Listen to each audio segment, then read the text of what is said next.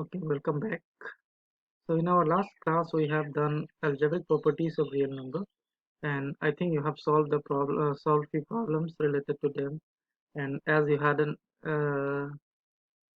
sent me any complaint about that class, so I will proceed. So today I'm going to assert order property of real numbers. So by order property of real numbers, we refer to the positivity and inequality between real numbers. As we all know, there is a set of positive real numbers, which is a subset of real numbers. So here also, we'll agree on few obvious properties of positive real numbers and build on it other properties. Okay, so we can see order property. We'll assume that there is a non-empty set P of R. We call it the set of positive real numbers, which satisfies these properties. So if AB belongs to P, A plus B belongs to P means sum of positive number, two positive real number is positive, product of two positive real number is positive. Number three, if if a real number is given, then A is positive or A is equal to 0 or minus A is positive. So these three are called order properties of real number. The two properties A and B are the compatibility of real numbers under addition and multiplication, and the third property is called law of trichotomy. Okay, so since R can be divided into three parts, the first one is the positive real number, second is the negative real number. Negative real number, what is a negative real number?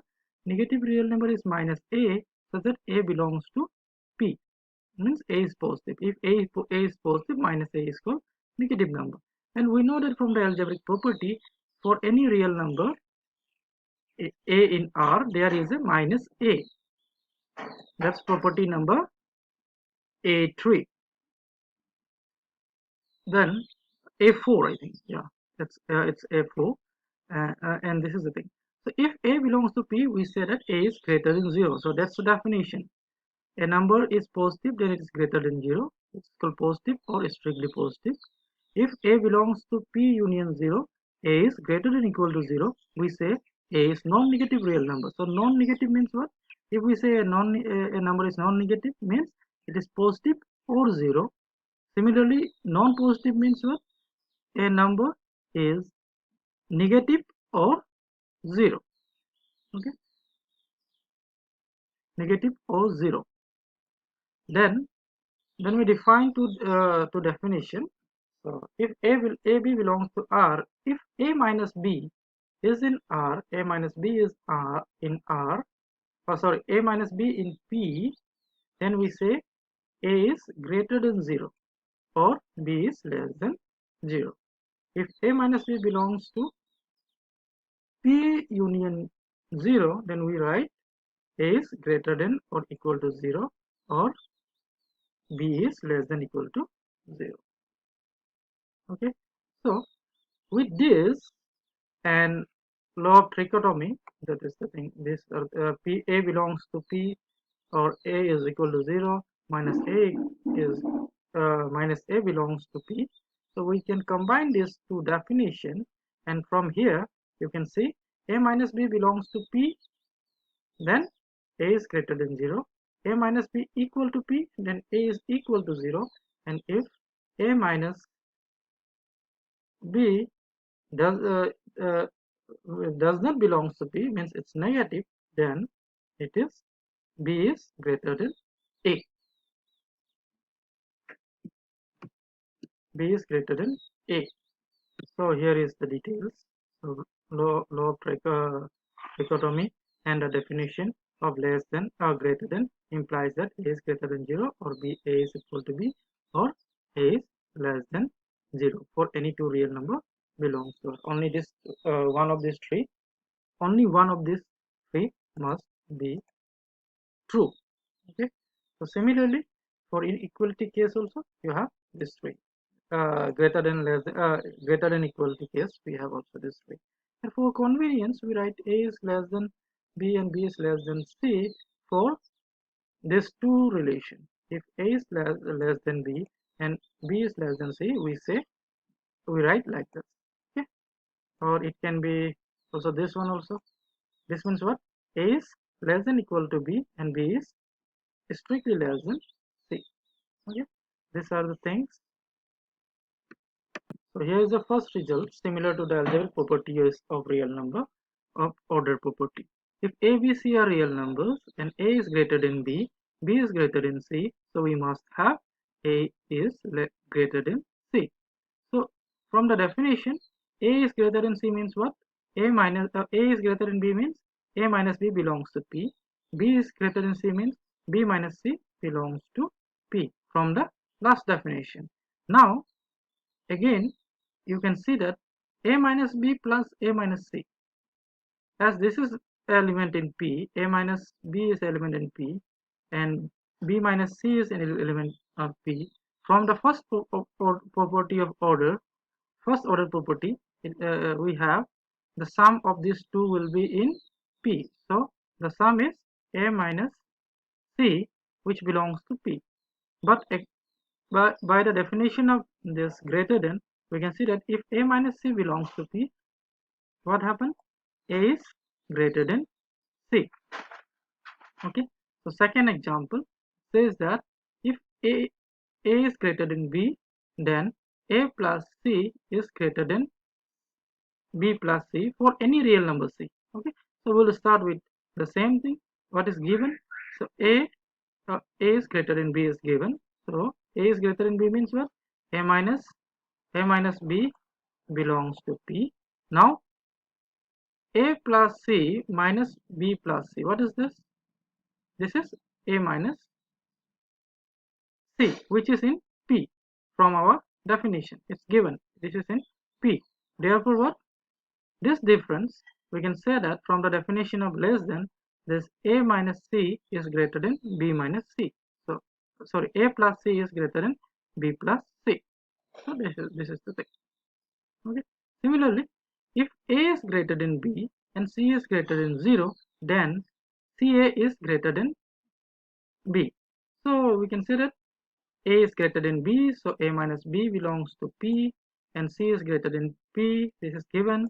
So now I have to get this one. So I want what?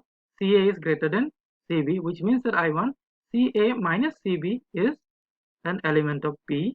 So to get that, you write CA minus CB, which is equal to C into A minus B. But A minus B belongs to P, C belongs to P. By property number, order property number 2, so we have this product will be in P. Hence, what happens? CA is greater than CB. Okay, this is the thing. On other hand, if C is less than 0, then this is reversed. Okay, CA is less than CB. If A is greater than B, C is less than 0, then CA is less than CB. So you can see C is less than 0. If C is less than 0, by trichotomy we have minus C is belongs to P. Now CB minus CA, what is this? This is equal to minus C into A minus B. Minus C belongs to P. As C is less than 0, therefore, and minus A minus B belongs to P. It is given A minus B belongs to P. So therefore, this product will be an element of P. As this product is an element of P, we can say that CB is greater than CA by the last definition. So therefore, CB is greater than CA for C less than 0. So in this theorem, it will guarantee few elements which need to be positive. So till now we have only studied the properties of positive number. Yeah, we know our positive numbers, but axiomatically we hadn't had any element in. We don't know any positive number. Okay, so basically we know three properties of positive number. First thing is, if two numbers are positive, sum must be positive. If two numbers are positive, their product must be positive. And if A is a real number, A is positive or A is 0 or minus A is positive. These three are things. Okay. Now we hadn't got any other than that. So let's now see, and let's now see this result, which give us few examples, okay, of positive real numbers. So first one says that if a is an element of R and a is not equal to 0, then a square must be greater than 0. And then this one says that 1 is greater than 0, and then n is greater than 0. So natural numbers are greater than 0. So let's try. So by law of by the trigonometry property, if a is not equal to 0, either a belongs to p or minus a belongs to p. Okay. So if a belongs to p, then a square will be what? A into a by the definition of a square. But a is belongs to p, b belongs to p. Sorry, a belongs to p, a belongs to p. So this product of two positive number. By the order property number 2, we have this must be in p. Similarly, if the second case minus a belongs to p, if minus a belongs to p, so a square can be written as minus a into minus a. This is in the exercise of algebraic properties of real number. Minus a into minus a is a square. So you try to do it, then we apply that here.